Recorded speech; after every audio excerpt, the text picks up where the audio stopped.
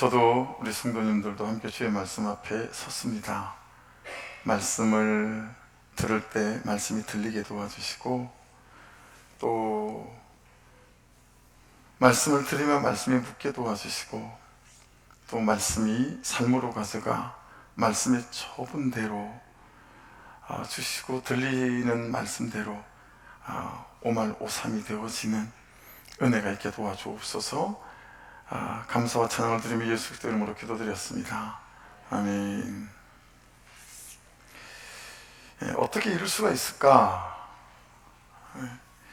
분명히 간질성 폐렴 같은데, 아무리 좀 독한 간질성 폐렴이라도 스테로이드 치료만 하면 항상 좋아졌는데, 며칠 만에 왜 이렇게 갑자기 사망을 하는 거지? 그것도 병원에 들어온 대부분의 환자들이 이런 일에 당혹스러워했던 게 2006년 여름이었는데요. 처음에 홍수정 교수는 자기가 있는 서울 아산병원에서만 이런 일들이 생기는 줄 알았어요. 근데 사실은 전국적으로 아무도 모르지만 서로가, 의사들끼리도 이런 일들이 비일비재하게 벌어지고 있었던 거죠. 한 번도 들어본 적이 없고 경험해보지 못했던 어떤 의학적인 포트폴리오도 없는 그런 간질성 폐질환으로 1살짜리 2살짜리 아이들이 막 죽어나가기 시작했습니다. 근데 아이들이 죽고 나면 한 2달 안에 아이 엄마들까지, 산모들도 죽어나가기를 시작했습니다. 그러니까 의사 경력 수십 년 동안에 한 번도 보지 못한 희한한 특성의 질환이었죠. 이 홍수정 교수는 우리나라에서 제일 권위 있는 아이들 피부염 있잖아요, 아토피, 이런 최고 권위자이거든요. 그러니까 아이들에 대해서 이런 질병을 본 적이 없었다라고 하는 거죠. 같은 병원에 같은 병상으로 수십 명의 아이들이 같이 들어누워 있는 흔치 않은 광경을 이제 이분이 보게 되어진 거예요. 자기 병원에도 간질성 폐렴으로 12명의 영유아가 입원을 했는데 대부분의 아이들이 다 사망을 하는 거예요. 백약이 무효하고 어떤 의학적인 처치나 치료도 소용이 없었어요. 의사로서 너무 괴로웠던 건 어떤 거냐면 이 병의 이유를 모른다라고 하는 거였어요. 이유를 모르는데 한 명씩 애들이 죽어나갈 때마다 의사로서 너무 힘들고 우울한 시간들을 보냈다라고 하는 거예요. 이 질병의 피해자가 7,854명으로 통계가 조사가 됐고요. 그 중에 1,821명이 사망을 했으니까 치사율 30%에 가까운, 어떤 전염병보다도 많은 아이들이 걸렸다면 죽어나가는 이제 이런 일들이 벌어지기 시작한 거예요. 공통점은 영유아들, 그리고 산모들, 드물게는 그 집의 아빠들까지 차례차례. 이때 홍수정 교수가 전국의 모든 병원에 편지를 발송을 합니다. 혹시 이런 환자를 보신 적이 있습니까? 그리고 이런 동일한 증상을 갖고 있는 어린아이나 산모가 있다면 저에게 좀 보고해 주시고 이 질병에 대해서 같이 좀 연구하고 조사해 갔으면 좋겠습니다 라고 말하고 자기 병원에 TF팀을 꾸렸어요. 전담팀을 꾸렸어요. 아주 건강하게 잘 출산해서 산모도 아이도 건강했는데 어느 날 갑자기 호흡이 곤란해지는 거예요. 그리고 폐가 굳어지는 폐섬유종에 가까운 그런 병으로 급속히 진행이 되다가 폐가 찢어서 산모와 아이들이 죽어나가는 거죠. 나라의 질병관리본부가 두 손 두 발을 다 들었어요. 이거 우리 안 되게 될 것 같아요. 모르겠어요. 이런 사례가 세계적으로도 별로 보고되는 바가 없어요. 이제 이렇게 되어진 거예요. 근데 홍수정 연구팀이 계속 이 교수님 팀이 연구를 시작을 했대요. 그리고 질병은 모르겠는데 원인은 이렇게 여러분 요약이 됐어요. 자막에 보시는 것처럼 기관지를 통해서 뭔가가 들어오고 그것 때문에 염증이 생겨서 기관지가 막히기 시작하고 그러면서 호흡곤란이 시작되고 폐가 굳어지면서 폐로 들어가는 공기가 폐에서 빠져나오지 못해서 압력이 높아지는 거예요. 그리고 이제 산소호흡기를 들이대는데 산소호흡기를 들이대지만 공기가 빠져나오지 못하니까 배 압력이 높아지지 않겠어요? 그래서 배가 찢어지는 거예요. 예.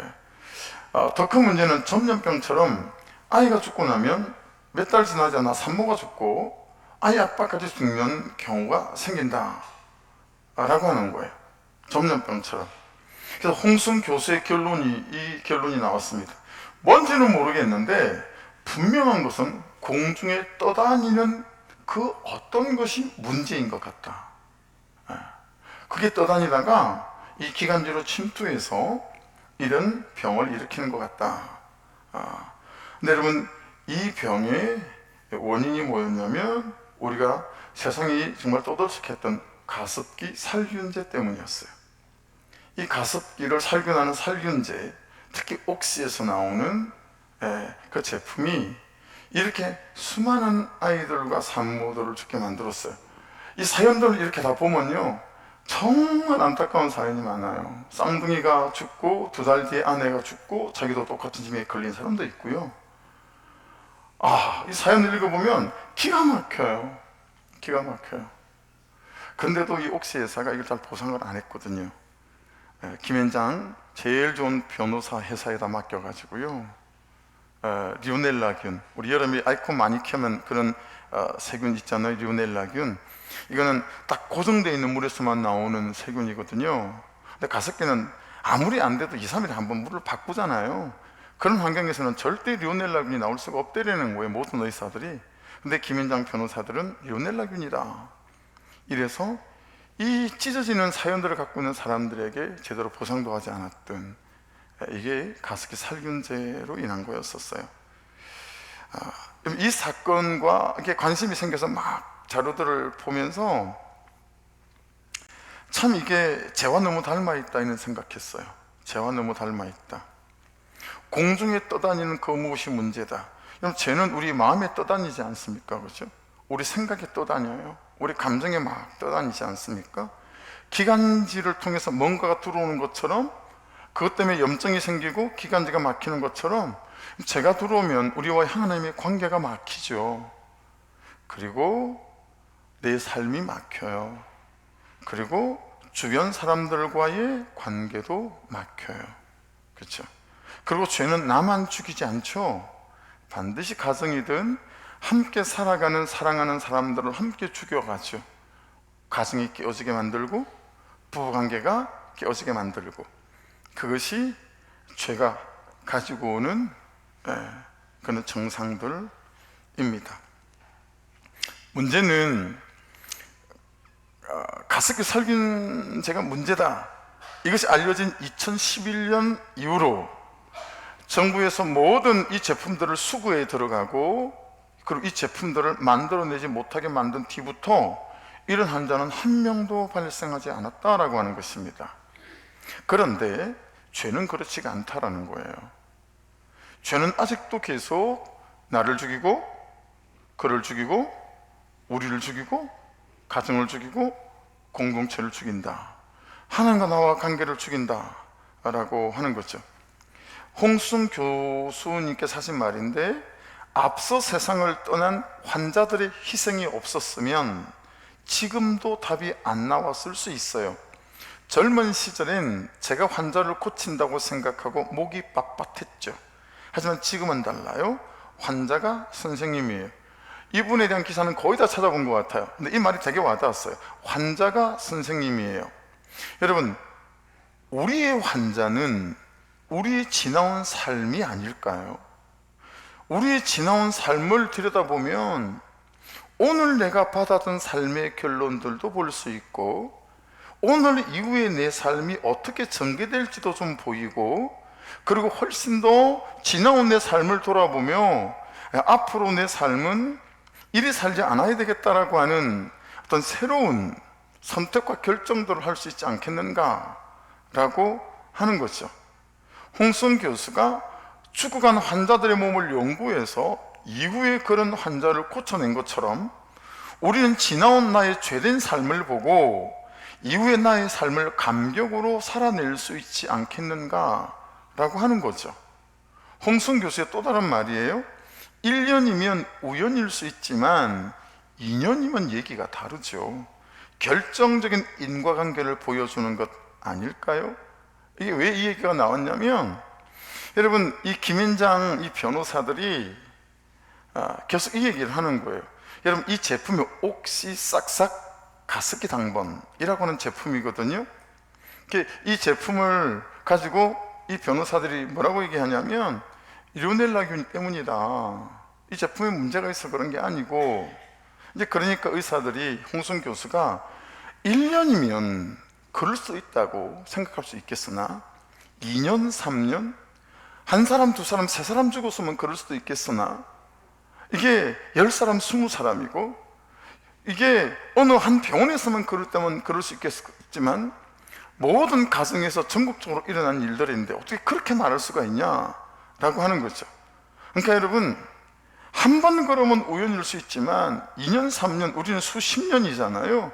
결정적인 우리의 삶의 원인과 결과를 말해주는 많은 그런 것들이 그죠? 있잖아요. 죄와 관련되어서. 그죠? 그래서 옥시싹싹 가습기 당번처럼 죄는 수구가 안 되죠. 내가 짓고 있는 죄는 말이죠. 우리가 지금 지고 있는 자범죄를 말하는 겁니다. 예수께서 십자가에서 우리의 과거와 현재와 모든 미래의 죄를 씻어 놓으셔서 지금도 우리의 죄를 예수 이름으로 고백하게 될 때 또 예수의 보혈로 용서받지만 여전히 저와 여러분을 힘들게 하고 있는, 우리에게 붙어 있는 그 현재적 죄, 이걸 얘기하는 거죠. 그래서 여러분, 참 회개하고 자복하고 통회하고 이 분수령증 회개로 나아가는 거, 이게 붙어가는 것들이 얼마나 중요한지 모른다라고 하는 것을 깨닫게 되어집니다. 그래서 여러분, 죄를 만드는 공장이 어디 따로 있지 않고 내 안에서 가동되는 공장이 있어서 문을 닫혀도 잘 못한다라고 하는 거죠. 근데 죄로 인한 모든 고통과 아픔은 또 항상 우리의 몫이 되어지는 거잖아요. 그래서 여러분, 15절, 오늘 본문의 15절을 같이 읽겠습니다. 천천히 시작. 그리하여 자기 아내들이 다른 신들에게 분향하는 줄을 아는 모든 남자와 곁에 섰던 모든 여인, 곧 애굽 땅 바드로스에 사는 모든 백성의 큰 무리가 예레미야에게 대답하여 이르되, 이 말씀을 보면 한 사람들은 막 우상 숭배를 해요. 그리고 그 주변의 모든 사람은 우상 숭배하는 사람들을 묵인하는 거예요. 여러분, 죄로 본다면 우리 각자가 다 그러죠. 내가 죄를 짓고 있고, 그리고 죄 짓고 있는 나를 내가 묵인하죠. 그리고 그에 따라오는 모든 삶의 결론들을 내가 받아들고 있는 경우도 되게 많죠. 그렇죠? 그래서 예레미야가 우상 숭배에서 돌아서라 그랬더니 여러분, 이 모든 사람들이 뭐라고 얘기하는지 잘 귀담아 들어보십시다. 16절이에요. 내가 여호와의 이름으로 우리에게 하는 말을 우리가 듣지 않고, 우리 하나님 말이라도 안 들을란다, 그 얘기하는 거예요. 17절입니다. 반대로 안 듣고 반대로 17절, 우리 입에서 낸 모든 말을 반드시 실행하여 우리가 본래 하던 것, 곧 우리와 우리 선조와 우리 왕들과 우리 고관들이 유다 성읍들과 예루살렘 거리에서 하던 대로 밑줄이죠. 하던 대로, 살던 대로, 해오던 대로 하늘의 여왕에게 분향하고 그 앞에 전제를 드리리라. 자, 우리는 이런 말 하는 적이 없는데요 말하지만 우리는 이런 삶을 살죠. 우리는 이런 삶을 살아요. 아내에 대하여, 남편에 대하여, 부모님에 대하여, 자녀들에 대하여, 주신 사람들과 내게 주신 삶과 시간과 재정과 내 존재에 대하여 우리는 하늘의 여왕에게 분향하는 것처럼 그렇게 우상 숭배하고 죄를 지어가는 과정들이 있다라고 하는 것이죠.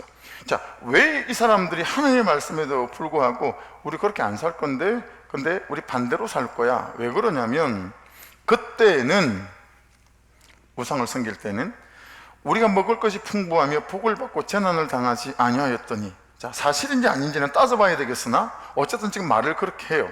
자, 그리고 18절입니다. 같이 읽어볼게요. 시작. 우리가 하늘의 여왕에게 분향하고 그 앞에 전제 드리는 것을 패한 후부터는 모든 것이 궁핍하고 칼과 기근에 멸망을 당하였느니라 하며, 오히려 말씀대로 살아갈 때 우리가 훨씬 더 궁핍하던데, 칼과 기근에 멸망당하던데, 이렇게 말하는 거예요. 우상 숭배를 안 하는 순간부터 그렇게 말하는 거예요. 여러분, 이 사람들 안에 뭐가 있는 게 보이세요? 죄로 달려가는 죄의 소원, 죄의 원함. 오늘 보세요. 저를 보실래요? 여기에 말씀이 말씀한 부분이 정말 여러분이 잘 이해되어지시고 또 잘 들릴 수만 있다면 앞으로 우리의 신앙생활과 남아있는 삶에 참으로 하나님이 행하시는 놀라운 일들을 잘 경험해 갈 수 있을 거라고 봅니다. 이 사람들 안에 있는 게 뭐냐면 여러분, 죄의 원함이에요. 죄의 소원. 혹시 여러분들 마음 안에는 죄를 원하는 마음이 없으십니까? 죄에 대한 소원이 있지 않으세요? 그렇게 죄가 싫고 끔찍하고 죄를 원하지 않는데 그런 내 안에 이 죄에 대한 소원이 있지 않는가? 라고 여쭤보는 거예요. 오늘 설교 제목은 이 말씀을 묵상한 저의 고백이에요. 맞습니다, 하나님. 어쩌지요? 하나님, 제 안에 제 소원이 있습니다. 제 안에 죄에 대한 원함이 있습니다. 전 정말 이걸 인정할 수밖에 없더라고요. 그렇게 죄가 싫고 끔찍하고 쳐다보기도 싫은데 그 죄를 짓고 싶은 원함이 내게 있는 거를 발견하게 되어지는 거예요. 뭐 때문에 그럴까요? 현실 때문에 그래요. 현실 때문에.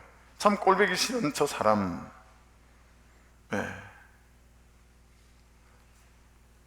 귀신은 뭐하지? 있다면 저런 거 안 잡아가고 싶은 그런 참 그런 사람. 나의 그런 현실. 또 욕구 때문에 그렇죠. 정욕 때문에 그렇죠. 근데 여러분, 이 사람들의 말이 정말 사실일까요? 좀 따져봐야 되지 않겠어요? 아니, 우상 숭배할 때는 훨씬 잘 먹고 잘 살았어요. 우상 숭배 안 할 때는 훨씬 더 괴롭고 침략당하고 막 그러던데요. 이게 사실일까요, 이 말이? 16절을 다시 보겠습니다.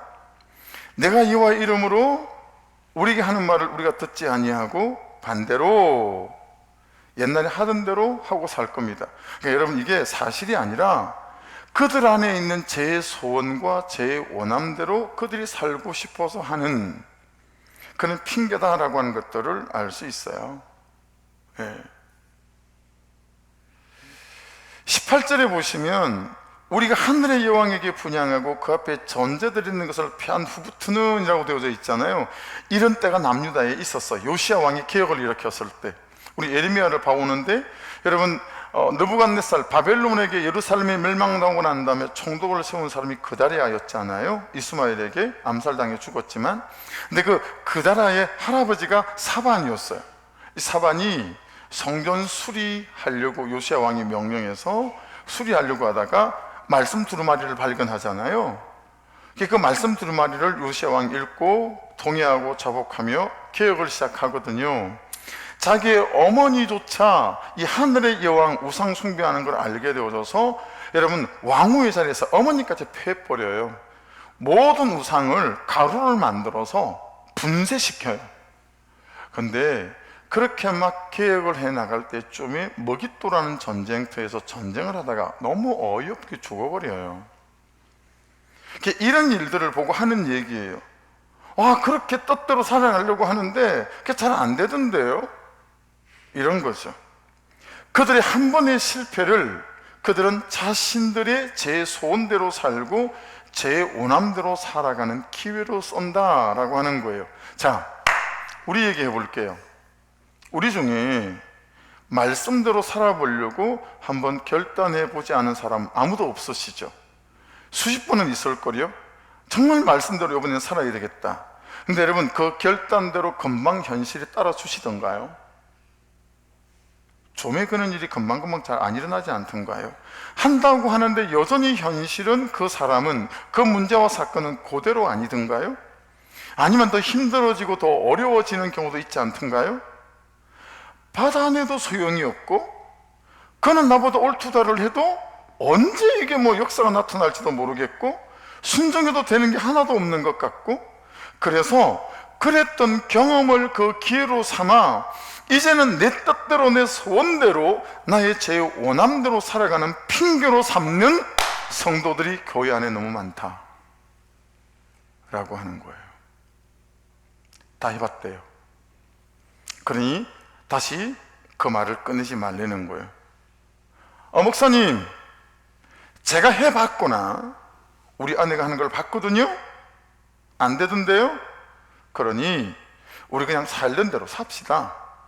간단하게 얘기하면 여러분 이런 얘기인 거예요. 16절, 내가 여호와의 이름으로 우리에게 하는 말을 우리가 듣지 아니하고 우리 입에서 낸 모든 말을 반드시 실행하여 우리가 본래 하던 것 곧 우리와 우리 선조와 우리 왕들과 우리 고관들이 유다 성읍들과 예루살렘 거리에 사던 대로 하늘의 여왕에게 분향하고 그 앞에서 전제를 드리리라. 왜냐하면 그때는 우리가 먹을 것이 풍부하며 복을 받고 재난을 당하지 아니하였더니 18절, 우리가 하늘의 여왕에게 분향하고 그 앞에 전제 드리는 것을 피한 후부터는 모든 것이 궁핍하고 칼과 기근에 멸망을 당하였느니라 하며, 이런 사람들밖에 없다라는 거예요. 교회 안에 정말 말씀에 붙어가며 그분의 뜻대로 순종해가며 그분께 주시는 승리를 말할 수 있는 사람이 너무 적다라고 하는 거예요. 이거 큰 문제 아닐까요?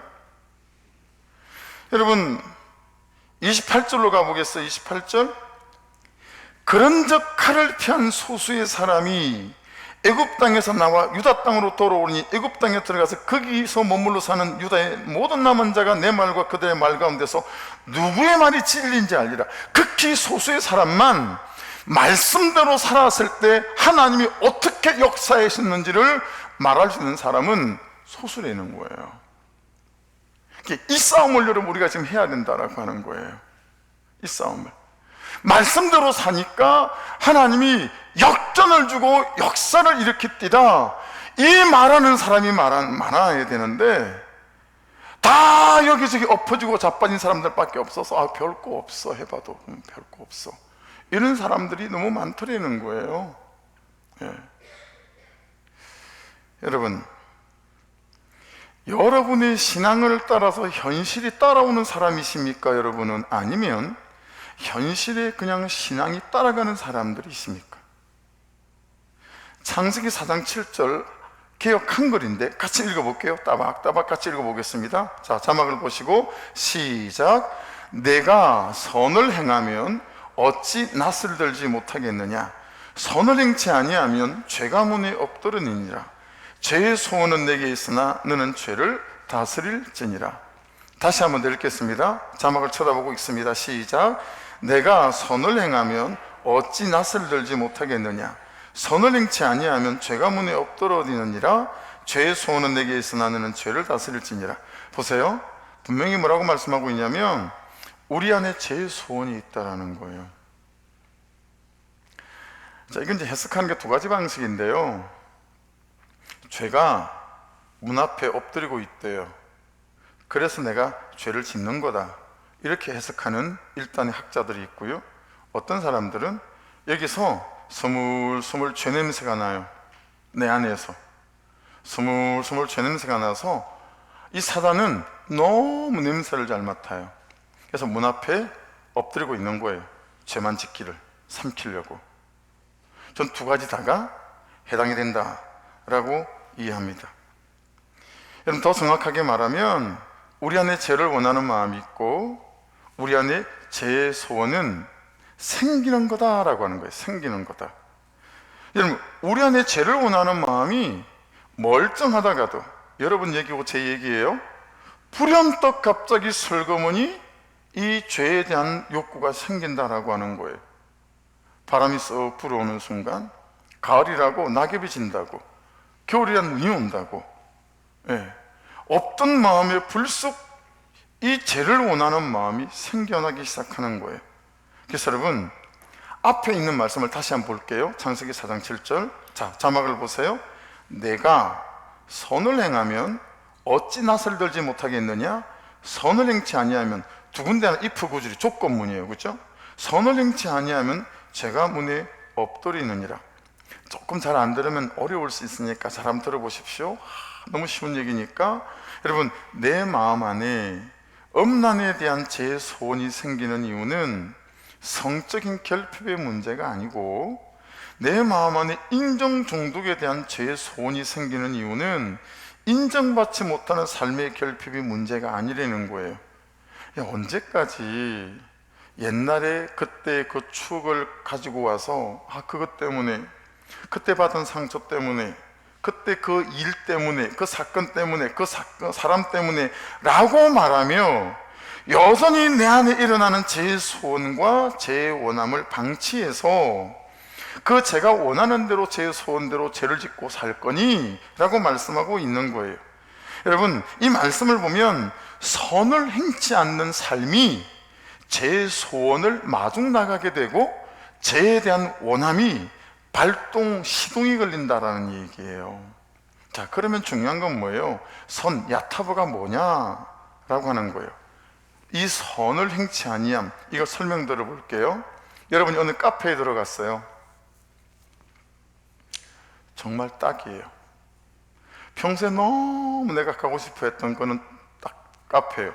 딱 들어가는 순간 세팅되어 있는 것들이 의자 하나, 테이블 하나, 커피잔 하나, 벽에 걸려있는 그림 하나가 전부 내가 평소에 원했던 방식의 그림들과 싹 걸려있고 세팅되어 있는 거예요. 그리고 마침 노래가 한 곡 싹 흘러나오는데 내 인생의 가장 아름다웠던 날에 내가 참 좋아했던 그 노래가 딱 흘러나오는 거예요. 금상첨화인 거죠. 너무 만족하고 예쁘고 기쁘고 와, 너무 좋다, 너무 감사해요 라는 말들이 절로 나오는, 여러분, 이 상태에 나의 감정과 마음을 일컬어 하는 말이 야타브, 선하다 라는 단어의 뜻이에요. 그러니까 여러분, 내가 선을 행한다라고 하는 건 착한 일을 행한다라는 게 아니에요. 좋은 일을 행한다는 뜻도 아닙니다. 오늘이라고 하는 일상의 현실 가운데서 다른 사람이 볼 때는 어떻게 살아? 진짜 그런 분들이 있어요. 제가 볼 때, 야, 집사님, 그냥 살아오신 것만 해도 대단한 거예요. 이렇게 말할 수밖에 없는 분들이 간혹 계시거든요. 그러니까 지금 이 어려운 이 현실과 삶의 상황을 이분은 선으로 받는 거예요. 최고의 감사함으로. 이해되세요? 그 사람이 너무 힘들고 어려운 사람인데, 여러분, 그 주신 사람을 감사한 마음으로 받고 주신 현실을 감사함으로 받는 순종하는 마음이 있는 거 있죠. 이게 야타브 선이다 라고 하는 거예요. 나는 왜 겨우 이것밖에 안 될까? 왜 내 삶은 겨우 이 정도 이것밖에 안 될까가 아니라, 나 같은 죄인에게 이만한 다시 시작할 수 있는 은혜를 주시다니, 이것이 야타브 선을 행하면의 뜻이다 라고 하는 거예요. 그래서 여러분, 제 소원은 내게 있으나 너는 죄를 다스릴지니라고 말씀하시잖아요. 이게 다스릴지니라, 마샬이라고 하는 단어는 죄로 향하는 내 감정과 욕구와 정욕의 멱살을 틀어지다 라고 하는 건데, 이게 안 되는 거거든요. 보세요. 저 2km밖에 있는 대한민국 군인들이 쓰고 있는 총들은 사정거리가 최대 거리는 좀 2km 넘어가요. 근데 살상시킬 수 있는 사정거리는 2km가 안 돼요. 총을 쐈어요. 총알이 날아가잖아요. 총알이 날아가는데 그 날아가는 총알을 붙잡을 수 없잖아요. 여러분, 죄 소원이 일단 발동을 하잖아요. 죄에 대한 원함이 발동을 하잖아요. 그러면 이미 방아쇠가 당겨진 거예요. 총알이 날아가는 중인 거예요. 그러니까 잡아낼 수가 없어요. 제 욕구가 발동해서 제 소원이 발동하면 그때부터는 여러분, 우리는 이제를 죄를 짓는 사람이 되기 십상이지, 그 날아가는 총알을 붙잡아서 멈추게 할 수 없는 것처럼 멈추게 하기가 너무 힘이 드는 거예요. 그러니까 제 소원의 전 단계, 제 원함의 전 단계가 너무너무 중요하다라고 하는 거예요. 이게 오늘 말씀에서 나누려고 하는 핵심 메시지예요. 그래서 여러분 보세요. 저를 보시겠어요? 지금을 감사함으로 받는 마음은 죄가 발동되기 전에 이 죄가 발동하려고 하는 엔진의 기름을, 연료를 없애버리는 것과 같아요. 여기가 끝이 아니라 여기서부터 다시 시작이다라는 마음은 이 죄의 소원이 생기기 전에 이 엔진의 연료를 없애버리는 것 같습니다. 주신 사람들을 내가 언젠가는 손 좀 봐줘야지가 아니라 어떻게 더 사랑할 수 있을까 하는 마음이 이 제 소원을 일으키는 엔진이 발동하는 엔진의 연료를 태워 없애는 것과 같다라고 하는 거죠. 제가 이렇게 풀어서 말씀드리는 이유는 배경 때문에 그렇습니다. 자, 이 말씀이 어떤 배경에서 나온 것인지 창세기 4장 3절로 7절, 가인과 아벨의 얘기거든요. 통째로 한번 읽어볼게요. 같이 보십시다. 자막을. 세월이 지난 후에 가인은 땅의 소산으로 제물을 삼아 여호와께 드렸고, 아벨은 자기도 양의 첫 새끼와 그 기름으로 드렸더니 여호와께서 아벨과 그의 제물을 받으셨으나 가인과 그의 제물은 받지 아니하신지라. 가인이 몹시 분하여 안색이 변하니 여호와께서 가인에게 이르시되 내가 분하여 하면 어찌 됨이며 안색이 변하면 어찌 됨이냐. 내가 선을 행하면 어찌 낯을 들지 못하겠느냐. 선을 행하지 아니하면 죄가 문에 엎드려 있느니라. 제가 너를 원하나 너는 죄를 다스릴지니라. 가인이 하나님께 화가 났어요. 우리 중에 하나님께 좀 화가 나 있는 분들 계시죠. 그래서 예배와도 기도와도 말씀과도 교회와도 거리를 두고 계신 분들 있을 수 있다고 봅니다. 여러분, 이제 그런 마음이 우리를 죄를 낳게 한다라고 하는 거죠. 죄를 원하게 하고 죄의 소원을 불러 일으키게 된다. 여러분, 애굽까지 내려간 유다 백성들도 하나님에게 화가 났습니다. 지금까지 뭐 하시다가 꼰대처럼 이제 와서 왜 저러실까? 쫄딱 망하게 해놔놓고 전능하신 하나님, 글쎄 무능하신 하나님 같다라고 하는 거예요. 그리고 이것은 하나님을 믿는 신앙 자체가 너무 무능한 것처럼 보이게 만든다라고 하는 것입니다. 그러니 이제 그만 냅두려는 거예요. 이제 냅두세요.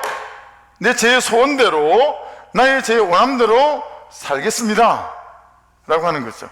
그들의 대답에 대해서 하나님 이렇게 대답하세요. 자, 20절부터 23절인데요 예레미야가 남녀 모든 무리 곧 이 말로 대답하는 모든 백성에게 일러 이르되 너희가 너희 손자와 너희 왕들과 고관들과 유다 땅 백성의 유다 성읍들과 예루살렘 거리에서 분향한 일을 여호와께서 기억하셨고 그의 마음에 떠오른 것이 아닌가.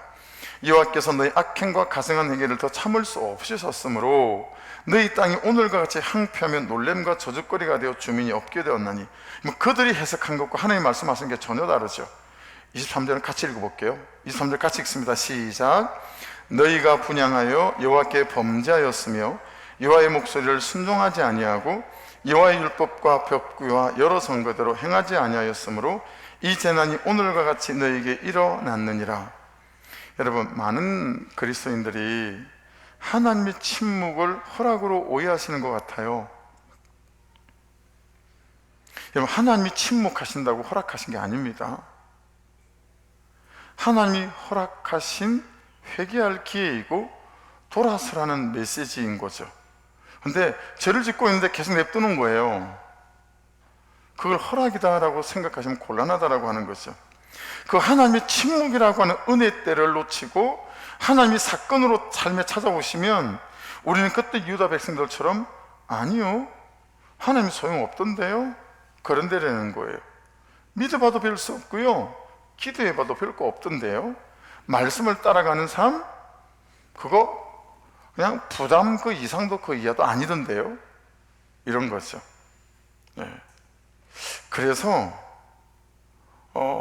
이들은 19절 말씀에도 보시면 여인들이 이르되 우리가 하늘의 여왕에게 분향하고 그 앞에 전제를 드릴 때 어찌 우리 남편의 허락이 없이 그 형상과 같은 과사를 만들어 놓고 우상하고 똑같은 과사를 만들었다는 거거든요.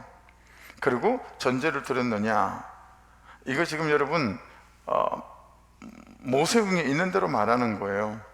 우리 그냥 한 게 아니고요, 남편에게 허락을 얻었어요, 이런 거죠. 말씀대로 해봤는데요, 뭐 이런 거예요. 여러분, 애들은 나무를 막 모으고요, 아비들은 불을 막 지피고요, 여자들은 우상과자를 막 만들고 그랬다라고 하는 것입니다. 그래서 27절을 한번 보십시다. 보라, 하나님께서요 내가 깨어 있을 거야. 그리고 그들에게 재난을 내리고 복을 내리지 아니하리니 애굽 땅에 있는 유다 모든 사람이 칼과 기근에 망하여 멸절되리라. 여러분, 자 27절 말씀에 역전이 일어나야 해요. 어떻게 해요? 보십시다. 보라, 내가 깨어있어 그들에게 승리를 내리고 복을 내리고 세상 땅에 있는 모든 소망의 교회 사람들이 말씀의 능력과 성령의 기름 부으심으로 일어나리라. 뭐 이런 거죠. 27절이 뒤집어서야 된다 라고 하는 것입니다. 여러분, 제 소원이, 제 원함이 발동이 걸리고 나면 못 잡아요. 그러니까 제 소원과 원함이 발동이 걸리기 전 단계에 여기에 무슨 수가 있어야 돼요. 그러지 않으면 계속 죄에 끌려가는 삶을 살아갈 수밖에 없을 거다라는 거예요. 여러분, 이 제 연료를 없애는 작업, 이 그림 한번 보실래요? 어르신들은 잘 모르시겠죠? 이게 램프의 요정 진이라고 하는 거예요. 예. 이게 이제 알라딘이 램프를 문지르면 진이가 나타나거든요. 그 소원을 말해봐 라고 하는 거예요. 제 소원이 그렇고 제 원함이 그렇다라고 하는 거죠. 오늘 키티 본문 뒤에 묵상 간증을 보시면 김민수라고 되어져 있잖아요. 첫 단락을 읽어볼게요. 당대 신앙인 저희 부부는 하나님을 연약한 자들이나 믿는 하늘의 여왕 정도로 여겼습니다. 그러다 보니 사건이 생기면 자기 의와 세상의 방법을 총동원하여 해결하려고 했습니다. 그런데 결혼한 지 얼마 안 되어 제가 불법 안마 실수에 간 사실을 아내에게 들켰습니다. 이후 저는 가출과 별거를 하며 이혼을 결심하는 지경에 이르렀습니다. 그때 제게는 수치를 드러낼 공동체도 저희 죄를 포기해주는 말씀도 없었습니다. 자, 오늘 말씀의 이제 핵심인데요. 이분을 제가 직접 만나봤어요. 김민수 이분을. 서울대학교 교수님이에요. 근데 신혼 초에 안마 실수를 갔다가 아내한테 들켰어요. 아내가 어떻게 했냐면, 이 교수님이 강의를 하는데 저 뒤에 한 200명쯤 학생들이 뒀는데, 이제 여러 달 들으니까 익숙하지 않겠어, 학생들이. 잘 못 보던 학생이 후드 모자에 모자까지 싹 쓰고 고개를 푹 숙이고 저 뒤에 앉아 있는 거예요. 누구지? 했는데 여러분, 강의를 하는 중에 벌떡 일어나더니 A4를 막 나누는 거예요. A4를. 그 A4 내용을 받아보는 순간 학생들이 숨고르기 시작하는 거예요. 아내였던 거예요. 아내가, 여러분, 교수가 어느 불법 안마 시설 가가지고 성적인 음란을 범했다고. 그리고 여러분, 학생들 200명 학생들에게 찌라시를 뿌린 거예요. 그 수업 시간에. 마누라가 집사님, 안수 집사님, 어떻게 하면 좋아요? 조심하세요, 김현수 집사님. 여러분, 아내들을 조심하시기 바랍니다. 저분들이요, 지금 참고 있는 것 뿐이지 열받았다 그러면 우리 끝날라고 그냥 인생 종치는 거예요. 결국 여러분, 서울대 교수 잘렸어요. 소문이 막 일파만파 번져가지고. 그분 얘기거든요. 근데 그분이 뭐라고 고백하냐면, 자기 수치를 드러낼 공동체가 없었다는 거예요. 학생들이 그걸 받아보고, 교수님이 제가 내재인데 하는 학생 한 명도 없다라는 거죠. 그리고 아내도 그런 아내가 아니라는 거죠. 죄 드러나기만 드러나라. 그 죄로 내가 너를 밟아주리라. 그러는 거죠. 그리고 저희 죄를 포기해주는 말씀도 없었다라는 거예요. 여러분, 내 죄를 포기해주는 말씀도 없었다라는 거예요. 내 죄를 나눌 수 있는 공동체도 없고 내 죄를 포기해주는 말씀도 없다라는 거예요. 여러분, 말씀에 직면하셔야 돼요. 그래서 내가 보이셔야 돼요. 너무 안타까워요. 진짜 자기를 모르는 사람들이 너무 많아요. 자기 자신과 직면하지 않는 사람들이 너무 많아요. 자기를 감추는 사람들이 너무 많아요. 그렇죠? 여러분, 목장 예배 공동체 안에서 한 사람의 연약함과 실수와 실패와 제 수치를 나눌 때 그걸 들으며 우리는 뭐 하는 거죠? 예방주사를 맞는 거예요. 제가 원함이 발동되기 전에 여러분, 그 엔진의 연료를 태우는 건 이때예요. 이 목장 안에서. 그리고 말씀에 비추인 나의 수치를 드러내며 그 연료를 없애죠. 여러분, 그 작업들이 계속되잖아요. 그러면 내 안에서 제가 발동되어지고 제 원함이 발동되어지는 것들을 열에 한 번으로 줄여나갈 수 있어요.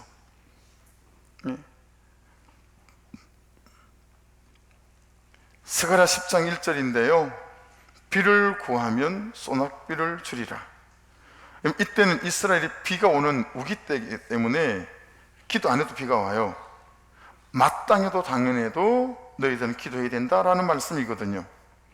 그리스 소설가 니코스 카잔키스가 그렇게 말했습니다. 어떻게 이런 놀라운 소설을 쓸 수 있습니까? 그랬더니 이분이 내가 펜을 들었거든요. 그때부터 하나님 움직이시더라고요.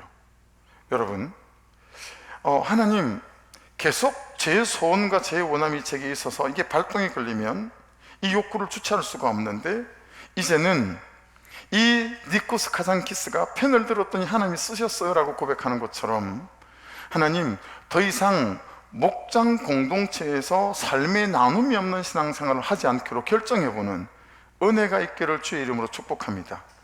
여러분, 목장 안에서 말씀으로 내 삶이 나누어져야 해요.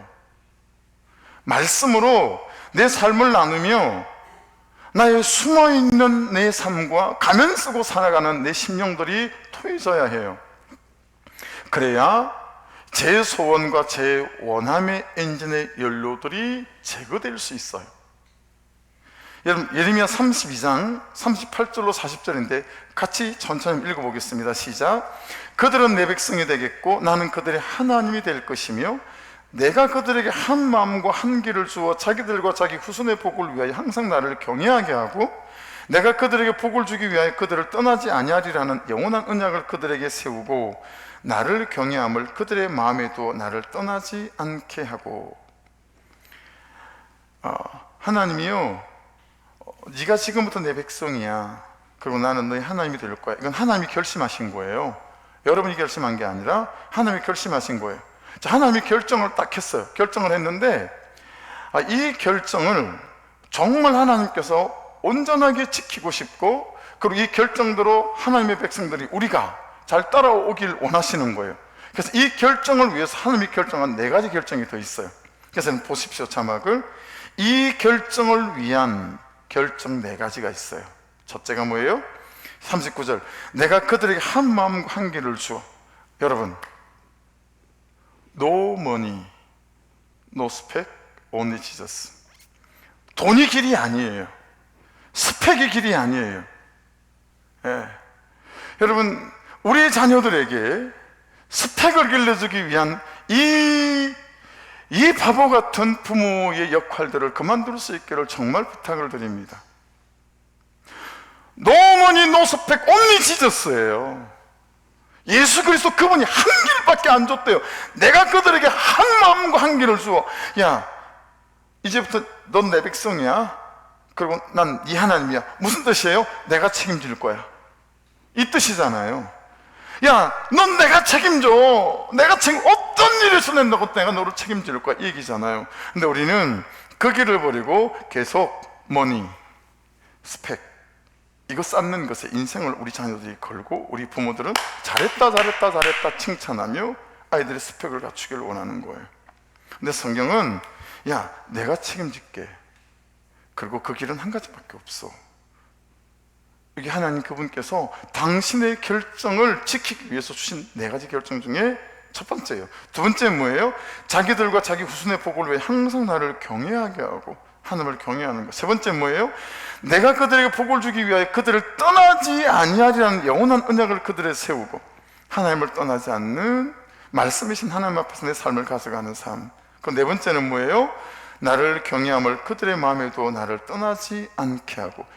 앞에 있는 결정을 위한 4가지 결정이 이 결정들이었습니다.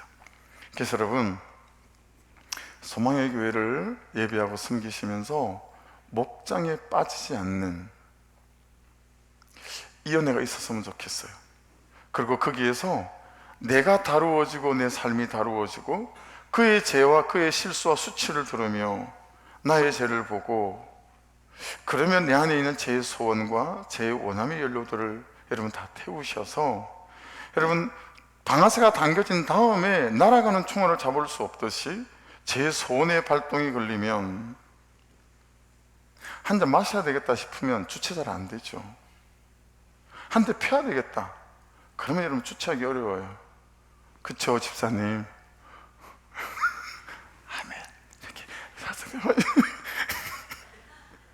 한 대 펴야 되겠다 그러면 주체가 안 되잖아요. 누구를 쳐다봐야 되지? 이게 몰래 펴가지고 알 수가 있어야 돼. 이 여자와 뭘 해봐야 되겠다 싶으면 주체가 안 돼요. 그때부터는 여러분 벌써 내 그러면 저기 가 있어요. 이건 함부로 쳐다보면 안 되겠다.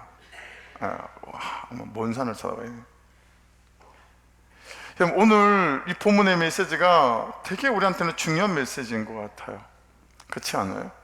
제 소원함이 일어나기 전에, 내 안에서 막 제 원함이 일어나기 전에 발동이 걸리기 그 전 단계는 참 여러분 말씀을 붙잡고 목장에 앉아서 이게 너무 참 잘 안 되는 것 같아요. 그래서 이번 주에도 제가 참 이런 또 불순종 가운데 있었어요. 다른 지체들의 승리한 삶도 듣고 실패한 삶도 들으며, 여러분 내 안에 있는 제 소원함을, 내 안에 있는 제 원함들을 다스리는 거죠. 고를 때 여러분 우리가 27절을 역전시켜서 그리고 28절에 나오는 소수 있죠. 그래서 참 여러분들이 그렇게 목장 안에서 또 큐티와 가만가만 안에서 다루어지시는 이 제의 원함의 전 단계가 있어서 여러분 우리의 삶에서 하나님이 하셨습니다라는 뜨거운 고백으로 나의 삶을 말씀으로 세워가는, 순종으로 세워가는 은혜가 있기를 주의 이름으로 축복합니다. 기도하겠습니다.